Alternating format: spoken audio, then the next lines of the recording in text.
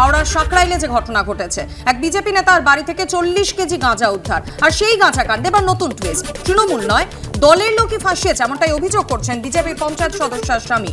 রবিবার এই দাবি ঘিরে নতুন দিকে মোড় নিল হাওড়ার সাঁকরাইলে বিজেপি নেতার বাড়ি থেকে গাঁজা উদ্ধারের ঘটনা। গত শনিবার সাঁকরাইলের কান্দুয়া পঞ্চায়েতের বিজেপি সদস্যের বাড়িতে হানা দেয় পুলিশ, মেলে কেজি কেজি গাঁজার প্যাকেট। পুলিশ সূত্রে খবর, উদ্ধার হওয়া গাঁজার পরিমাণ প্রায় 40 কেজি, যার বাজার মূল্য প্রায় 2 লক্ষ টাকা। আর এই ঘটনায় বিজেপি নেত্রীর স্বামী নিমাই রায় সহ 3 জনকে ইতিমধ্যেই গ্রেফতার করেছে পুলিশ।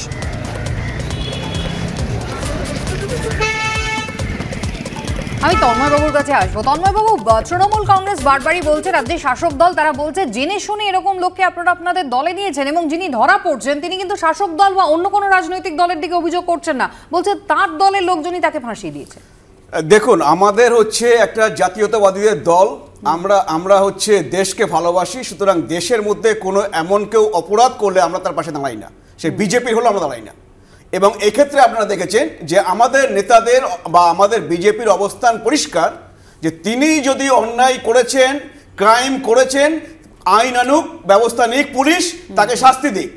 কিন্তু প্রশ্ন হচ্ছে যে আপনি দেখুন যে ইনি বলছেন আমার বাবার আমল থেকে এই নাকি গাঁজার ব্যবসা করে আসেন, তাহলে এতদিন এই পুলিশ কি করছিল?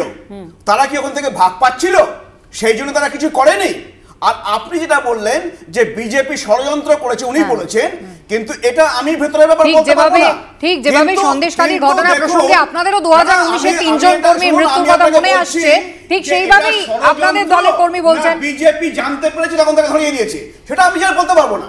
কিন্তু সবসময় জানবেন যে বিজেপি পুলিশ ঘুমোচ্ছিল ওখানে এতদিন ধরে, বিজেপিকে বলতে হলো, তারপরে পুলিশ গিয়ে। আচ্ছা বেশ, আমি একবার প্রাক্তন ডিআইজি, বিএসএফ এর প্রাক্তন ডিআইজি সমীর বাবুর কাছে যাব। সমীর বাবু, তাহলে অঙ্কটা কি হতে পারে? মানে বিজেপি এতদিন পর্যন্ত জানলো না কারোর একজনের পারিবারিক গাঁজার ব্যবসা, তিনি বাড়িতে কেজি কেজি প্রায় 40 কেজি গাঁজা উদ্ধার হয়েছে তার বাড়ি থেকে, তিনি সেই গাঁজা মজুত করে রেখেছেন, বিজেপি আজ জানতে পারলো, এবং একেবারে নিজেদের সৎ প্রমাণ করতে তারা রাজ্য পুলিশ চোখ বন্ধ করেছিল, তারা জানতো না, এবং সেই কারণে বিজেপি নিজের দায়িত্বে নিজেদের দলের কর্মীকে ধরিয়ে দিল। মানে কতটা জাস্টিফাইড আপনার মনে হয়? বলতে গেলে তো আমাদের যে স্বাধীনতা রয়েছে আমরা যা খুশি বলতে পারি, কিন্তু আমরা যদি সত্যি করে দেখি যে এই যারা আমরা স্টুডিওতে মাঝে মাঝে এসে বলি, আমাদের বক্তব্য রাখি, অনেকেই তার মধ্যে বিদ্বজ্জনরাও রয়েছেন, বাস্তবে কি হয়েছে কেউ জানে না। প্রশ্ন হচ্ছে গাঁজা ঘরের মধ্যে রয়েছে, এটা একটি অপরাধ, এবং সেই অপরাধ সে যে পার্টিরই হোক না কেন তাকে সাজা পেতে হবে, কারণ এটা একটা কন্ট্রাব্যান্ড গুডস।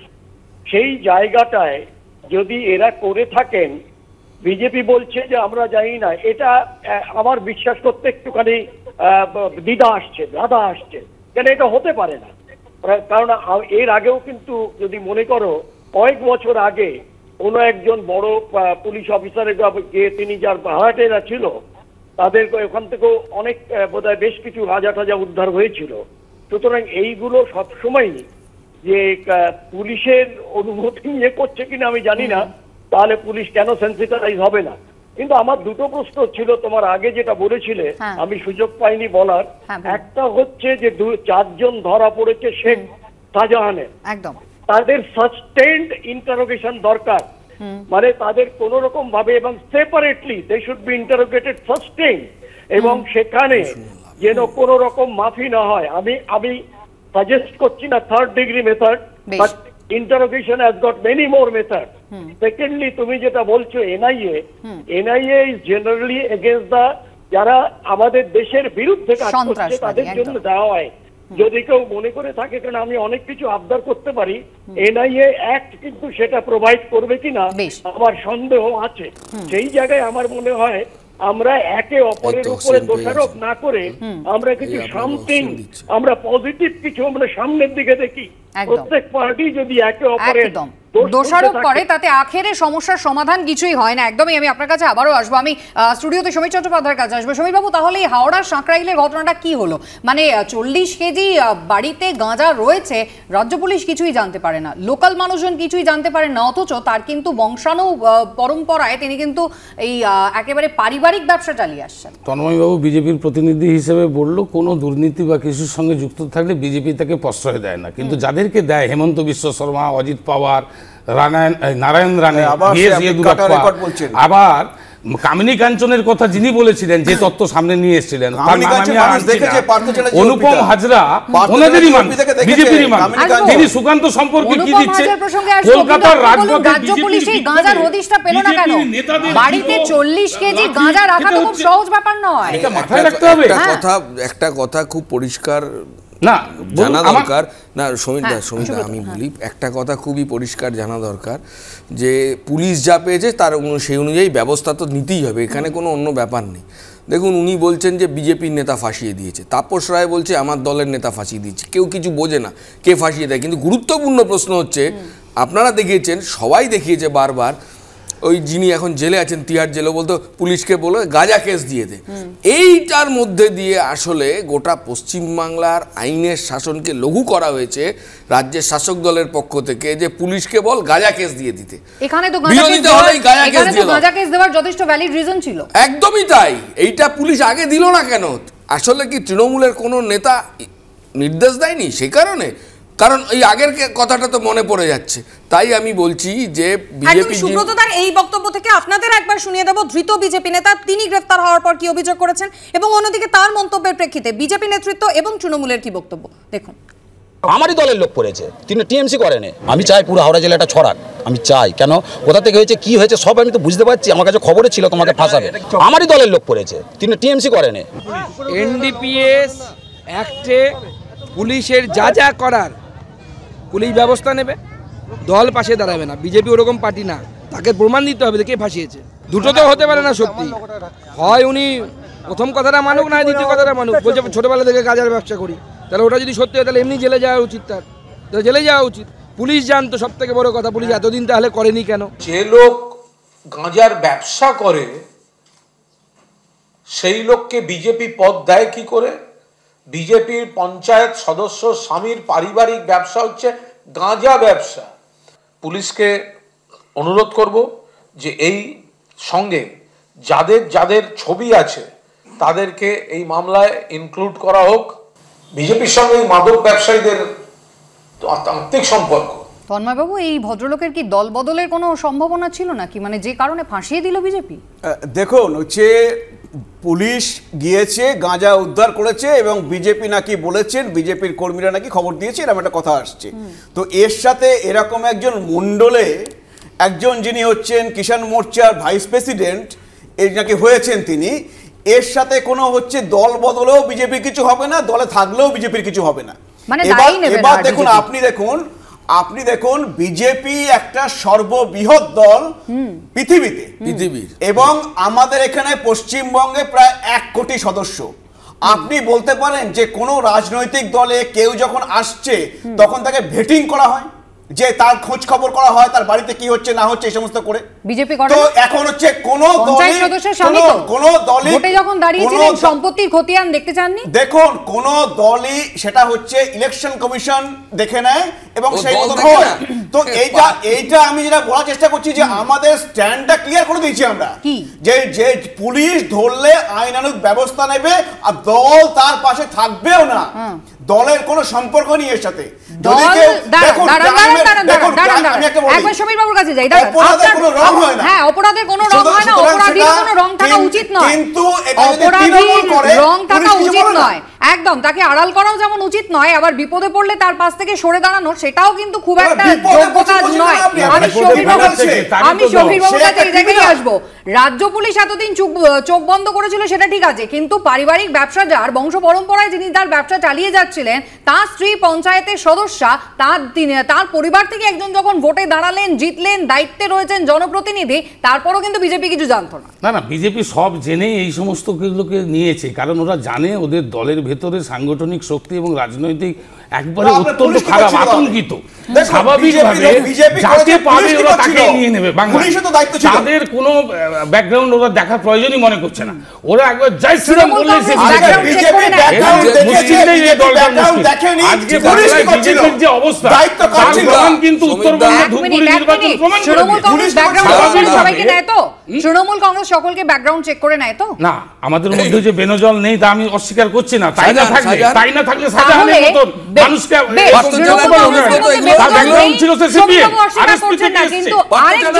যিনি তৃণমূল কংগ্রেস থেকে বিজেপিতে গিয়েছিলেন এবং কোথাও সময়ের পর যত দীর্ঘ সময় পেরিয়েছে ততই বোধহয় চাপে ফেলে দিয়েছেন দলকে। একদমই বঙ্গ বিজেপি নেতৃত্বকে ফের একবার কড়া আক্রমণ করলেন অনুপম হাজরা।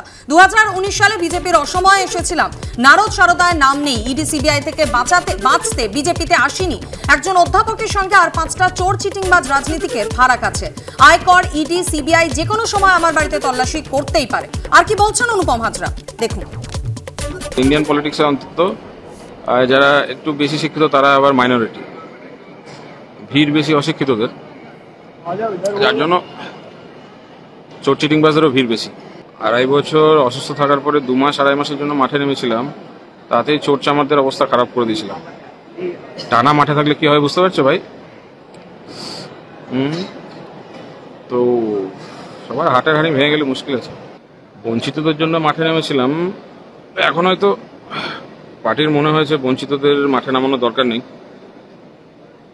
সেই জন্য আবার সোশ্যাল মিডিয়ায়, আমি তো চেয়েছিলাম লোকসভার আগে সবাই একসঙ্গে কাজ করবে, তো দেখলাম যে না, পার্টি মোটামুটি কনফিডেন্ট যে যেগুলো মাঠে আছে সেগুলোতেই মোটামুটি 42টা সিট পেয়ে যাচ্ছে বিজেপি বেঙ্গল থেকে। যারা কোণঠাসা আছে, বঞ্চিত আছে, তাদেরকে মাঠে না নামালেও চলবে। ভারতবর্ষের রাজনীতিতে ম্যাক্সিমাম রাজনৈতিক নেতাদের যে অবস্থা, যে রাজনীতি থেকে বার করে দিলে তাদেরকে একটা সুইপারের চাকরিও দেবে না, আর সেই জায়গায় একটা পিএইচডি করে অবভিয়াসলি আত্মসম্মান তো একটু থাকবে, তাই না? তো সেই জন্য রাজনীতিটা আমার কাছে চয়েস, কম্পালশন না। ওই দলের এমন পরোপকারী অ্যাসেট কি আপনারা হাতছাড়া করছেন তন্ময় বাবু? দেখুন, আমি বুঝতে পারলাম না উনি কি বলতে চাইলেন, এবং আমি এই নিয়ে মন্তব্য করতে চাই না, কারণ না উনি বলেছেন কি বলতে চাইলেন আমি বুঝতে পারলাম না ওনার ইস্যুটা কি। এবার হচ্ছে দলের মধ্যে খুব অ্যাক্টিভ ছিলেন, সেই কারণে দলের একাংশের ওনাকে পছন্দ হলো না এবং ছড়িয়ে দেওয়া হলো। বক্তব্য খুব পরিষ্কার, আমরা বুঝতে পারছি। এটা রাজ্য নেতৃত্ব, কেন্দ্রীয় নেতৃত্ব দেখেছে এবং তাদের যেটা মনে হয়েছে, এতে আমার কিচ্ছু বলার নেই সেখানে, কারণ হচ্ছে রাজ্য নেতৃত্বের উপরে আমি নই, কেন্দ্রীয় নেতৃত্বের উপরেও আমি নই। সুতরাং হচ্ছে ওনার সেটা তারা যেটা ভালো মনে করেছেন আমি এই জায়গায় সুব্রত বাবুর কাছে আসি। সুব্রত বাবু, এখানে কি অন্য কোনো অঙ্কের ইঙ্গিত পাচ্ছেন? মানে অ্যাকর্ডিং টু অনুপম হাজরা, তিনি বলছেন তিনি ভীষণ অ্যাক্টিভ ছিলেন মাঠে, 2-2.5 মাসে যেভাবে উনি কাজ করেছেন, আর কিছুদিন থাকলে সব একেবারে চোরটা চিটিংবাজ নাকি ফাঁকা হয়ে যেত, এমনটা উনি দাবি করছেন। ঠিক সেই সময় কেন্দ্রীয় সম্পাদকের পদ থেকে সরিয়ে দেওয়া হলো, কারণটা কি? না, সেটা আমি বলতে পারবো না বিজেপি কেন ওকে সরিয়েছে, কিন্তু আমি বলছি দেখুন, ও বললো যা আমরা যা শুনলাম যে বঞ্চিত হয়ে কারোর অভিমান হতে পারে, কেউ অনেক কথা বলতে পারে, সেটা কি গুরুত্বপূর্ণ না ইস্যুটা গুরুত্বপূর্ণ? ও যদি আজকে বিজেপির কেন্দ্রীয় নেতৃত্ব বা রাজ্য নেতৃত্বের দ্বারা প্রমোটেড হতেন, তাহলে পরে কোনো অন্যায় নেই বিজেপিতে, তাহলে পরে কেন্দ্রীয় সরকার সব ঠিক আছে। আর যেহেতু ও দলের মধ্যে বেশি দায়িত্ব পাচ্ছেন না হয়তো, বা যে কারণে উনি বঞ্চিত বলছেন নিজেকে, সেই কারণে বিজেপি খারাপ। তাহলে বুঝুন যে বঞ্চিতরা কখন বিজেপিতে বঞ্চিত হবে, দরজা খোলা আছে, তৃণমূলে চলে যাবে। কে তৃণমূলে বঞ্চিত সে চলে যাবে হচ্ছে গিয়ে বিজেপিতে। এই দুটো দলের দরজা খোলা আছে বঞ্চিতদের জন্য, যে যেখানে বঞ্চিত হবে সে সেখানে অন্যদিকে চলে যাবে। এটা পরিষ্কার যে 2019-এ যে 18টা লোকসভা সিট পেয়েছিল, 2024-এ যে সেটা তলানিতে যে নামছে সংখ্যাটা, এটা অনুপম বাবু পরিষ্কার বুঝতে পেরেছেন। এবং তৃণমূল কংগ্রেস না 42 তৃণমূল না হয়, অন্তত বিজেপি তো হবে না। আর সিপিএম তো শূন্য থাকবে। বিজেপি মানুষ যাকে চাইবে, মানুষ জানে যে বাংলার মানুষ কাকে ভোট দিতে হয়, প্রমাণ করে দিয়েছে ধূপগুড়ি, প্রমাণ করে দিয়েছে আসানসোল, প্রমাণ করে দিয়েছে বিধানসভা। না আরে মানুষ কাকে ভোট দেবে, ভোট বাক্সে কার কতটা প্রভাব পড়বে সেটা তো সময় বলবে। ফের একবার সিপিএম কংগ্রেসকে নিশানা করলেন কুণাল ঘোষ। ইন্ডিয়া জোট এবার ক্ষমতায় আসবে, কিন্তু এ রাজ্যে সিপিএম কংগ্রেস বিজেপির দুই ভাই। পশ্চিমবঙ্গে বিজেপিকে 42টি আসনে হারানোর টার্গেট তৃণমূল কংগ্রেসের, যাতে 2024-এর 15ই আগস্ট মমতা বন্দ্যোপাধ্যায় লালকেল্লা থেকে জাতীয় পতাকা উত্তোলন করে জাতির উদ্দেশ্যে ভাষণ দিতে পারেন। সিপিএমকে একটা ভোটও দেবেন না। সিপিএমকে একটা ভোট দেওয়ার অর্থ ঘুরিয়ে বিজেপিকে সাহায্য করা। ফের সিপিএম কংগ্রেসকে এভাবেই আক্রমণ করলেন কুণাল ঘোষ।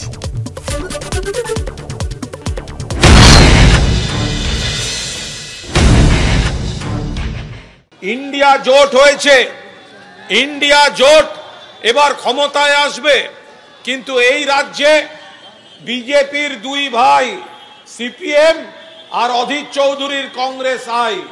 পশ্চিমবঙ্গে আমাদের টার্গেট 42টায় বিজেপিকে হারাতে হবে। আর এই যাদবপুর কেন্দ্র, যেখান থেকে মমতা বন্দ্যোপাধ্যায়ের সংসদীয় রাজনীতি ঐতিহাসিকভাবে শুরু হয়েছিল, এমন ভাবে ভোট দিন যাতে 2024 সালের 15ই আগস্ট জাতির উদ্দেশ্যে লাল কেল্লা থেকে পতাকা তোলার পর ভাষণ দিতে পারেন আমার আপনার ঘরের মেয়ে, বাংলার তাঁতের শাড়ি পরা, হাওয়াই চপ্পল পরা আমাদের সকলের দিদি মমতা বন্দ্যোপাধ্যায়। দেশ ঢাকছে। সিপিএম কে একটা ভোট দেবেন না। সিপিএম কে একটা ভোট দেওয়ার অর্থ ঘুরিয়ে বিজেপিকে সাহায্য করা। ওরা বিজেপিকে দালালি করতে বাজারে নেমেছে।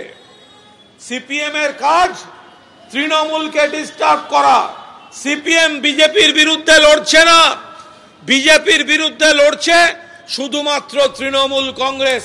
সুমিত্রা, তাহলে এত যে মল্লিকার্জুন খাড়গের নাম সামনে এলো, তাহলে কি হলো? ইন্ডিয়া জোট জিতবে এবং মমতা বন্দ্যোপাধ্যায় তিনি প্রধানমন্ত্রী হবেন, এমনটাই কুণাল ঘোষ বলতে চাইলেন? না, মল্লিকার্জুনের নামটা প্রস্তাব মমতা বন্দ্যোপাধ্যায় আর অরবিন্দ কেজরিওয়ালই করেছিলেন। স্বাভাবিকভাবে মমতা বন্দ্যোপাধ্যায় রাজনৈতিক জীবনে এই মুহূর্তে একমাত্র মহিলা মুখ্যমন্ত্রী এবং পোড় খাওয়া মুখ্যমন্ত্রী শুধু নয়, তিনি কেন্দ্রীয় মন্ত্রীও ছিলেন, তিনি সাংসদও দীর্ঘদিন ছিলেন এবং তিনবার 2011, 2016, 2021 যতই হাত হাতুড়ি পদ্ম এখানে এক হয়ে গিয়ে 2016 বলুন 2021-এ নির্বাচন করেছেন, একমাত্র তৃণমূলের বিরুদ্ধে লড়েছে।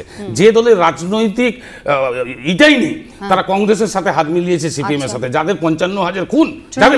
স্বাভাবিকভাবে 2014 বলুন, 2019 বলুন এবং 2024-এর লোকসভা যেদিকে এগোচ্ছে, বিজেপি ভারতীয় জনতা পার্টি নেই, বাংলার ক্ষেত্রে বাংলা যাত্রা পার্টিতে পরিণত সাংগঠনিক নেই।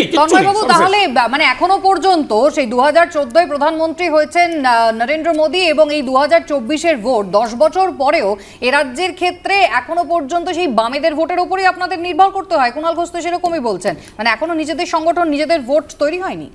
দেখুন, এটা হচ্ছে আপনি তথ্য দিয়ে যদি দেখেন তাহলে আপনার যে পরিষ্কার হয়ে যাবে।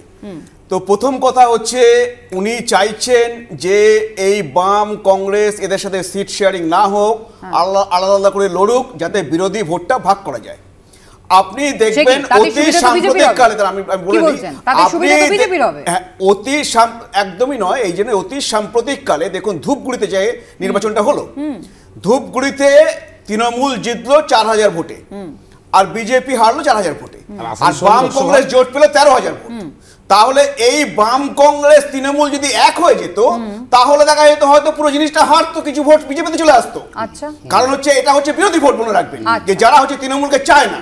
তো সেইটা হচ্ছে উনি চেষ্টা করছেন যে এই বিরোধী ভোটটা, যারা তৃণমূলকে চায় না, যারা চুরির পক্ষে ভোট দিতে চায় না, যারা রাজ্যের অরাজকতার পক্ষে ভোট দিতে চায় না, তাদের ভোটটা ভাগ হোক। তারা যদি বিজেপিকে না চায় তারা যেন বাম কংগ্রেসে দিয়ে গিয়ে ভোটটা দেয়, যাতে হচ্ছে আমি একবার সুব্রত বাবুর কাছে যাই। তৃণমূল কংগ্রেস চায় ভোটটা ভাগ হয়ে যাক, কিন্তু তৃণমূল কংগ্রেস যদি এমনই চায় তাহলে আখেরে তো সুবিধাটা বিজেপি পাবে, ভোটটা যদি ভাগ হয়ে যায় সিপিএম কংগ্রেস তৃণমূল। দেখুন, প্রথম কথা হচ্ছে যে স্বপ্ন সবাই দেখতে পারে, সেটা নিয়ে কোনো সমস্যা নেই। আপনি কুণাল ঘোষের কোন কথাটা ধরবেন? যে কেউ একটা জাতির উদ্দেশ্যে ভাষণ দেবে সেটা ধরবেন, না সারদার সবচেয়ে বড় বেনিফিশিয়ারি রাজ্যের মুখ্যমন্ত্রী সেটা ধরবেন? সেটা আমি বলছি, তন্ময়বাবু বলেছেন, আমি আমারটা বলি। দ্বিতীয় কথা হচ্ছে যে দেখুন, বিজেপির বিরুদ্ধে যদি একটা সরকার তৈরি হয় দিল্লিতে এবারের ভোটের পর, সেই সরকারের কি কাজ হবে সে পরের কথা, কিন্তু বিজেপির বিরুদ্ধে সরকার যদি তৈরি হয় প্রথম যেটা হবে সেটা হচ্ছে বিজেপির সঙ্গে সরকার শেয়ার করেছে যারা, তাদেরকেও সেই সুযোগ পাবে না, কারণ বিজেপির বিরুদ্ধে তো বিজেপির সঙ্গে যারা ঘর করেছে মন্ত্রী হয়েছে তাদেরকে কেউ সুযোগ দেবে না। 3 নম্বর কথা হচ্ছে যে বলছে যে সিপিএম তৃণমূলকে ডিস্টার্ব করছে। সিপিএম তৃণমূলকে ডিস্টার্ব করবেই, কারণ গোটা পশ্চিমবাংলায় স্ট্র লাগিয়ে হোর্স পাইপ লাগিয়ে চুরি করবে তুমি, আর সিপিএম তোমায় ডিস্টার্ব করবে না। আলোচনায় অংশগ্রহণ করার জন্য অবশ্যই অঙ্ক কোন দিকে গড়ায়, সমীকরণ কি তৈরি হয়, আসন সমঝোতা কিভাবে হয় সেদিকে আমাদের নজর থাকবে। আপাতত এই পর্যন্ত, একটু পরে বিরতির পর আনন্দ সকালে অন্যান্য খবর নিয়ে ফিরবো। সঙ্গে থাকুন।